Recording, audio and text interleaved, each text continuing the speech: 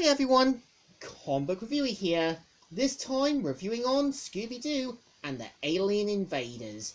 Now, as you know, Scooby-Doo and the Alien Invaders is a 2000 direct-to-video animated science fiction romantic comedy film that is meant to be the third film in the Scooby-Doo film series, as well as being the last Scooby-Doo animated direct-to-video film to feature Mary Kay Bergman before her death in 1999.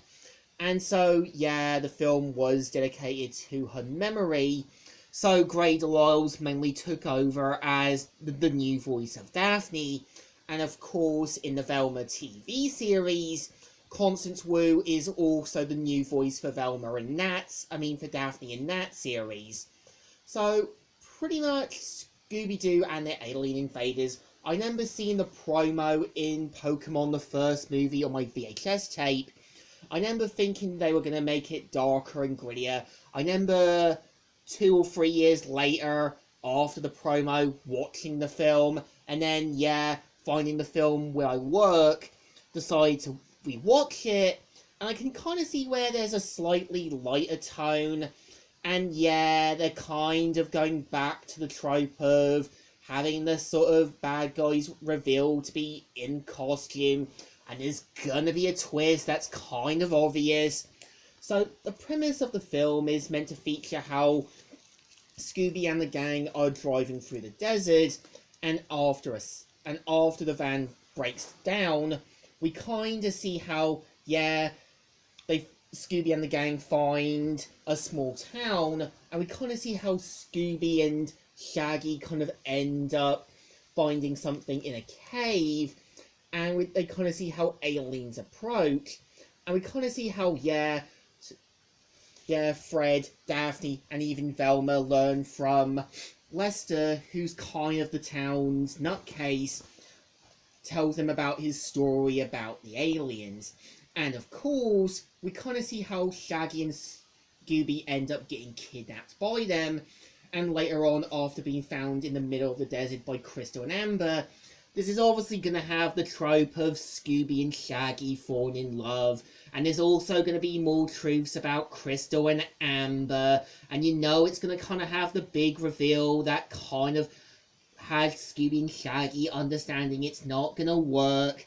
And I think for the most part, I would say building up the aliens at the first half does work, because when you've got the aliens, one of them is voiced by Kevin Michael Richardson, and I think it's an easy foreshadowing, and I think it's a easy twist that I think literate kids are going to know about.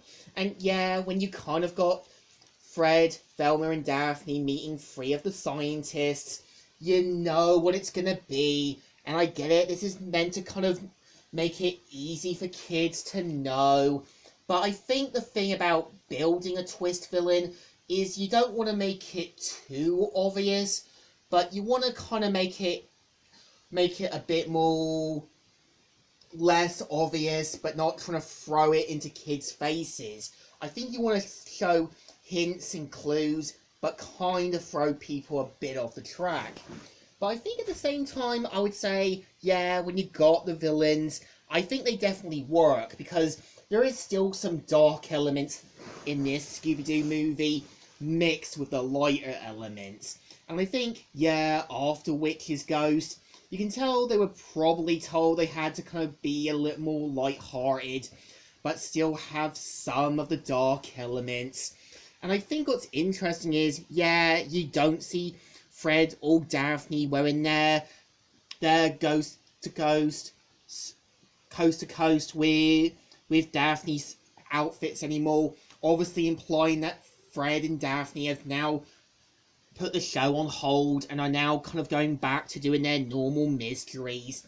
And I kind of think, I would say having an alien story makes sense. And if you've watched those documentaries on the Discovery Channel, then you've always met people who claim they saw something, or they claim they saw this alien ship flying around, but there's always going to be a hint to it, and I think that's the point of Scooby-Doo. It's always going to do something different, something sort of obvious and something fresh.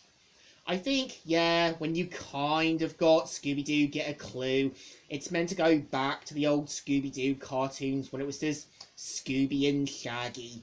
When you got Mystery Incorporated, it's gonna be the darker, serious Scooby-Doo.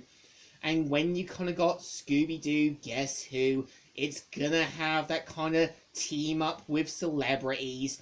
And I think the point of Velma is obviously meant to be a more joking about the whole Riverdale series and parodying the Scooby-Doo cast in a sort of Riverdale-like series.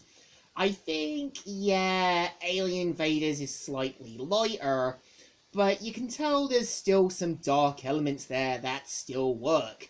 I think, well, yeah, the twists are kinda obvious, and it was just kinda clear that they were probably told they had to not make it too difficult for people not to understand. But the thing about building a twist is that you don't want to make it too obvious. You want to keep your audience guessing to know who it is.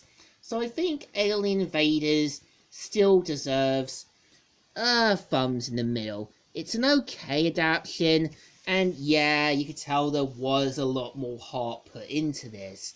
So, Comic Reviewer here, signing out.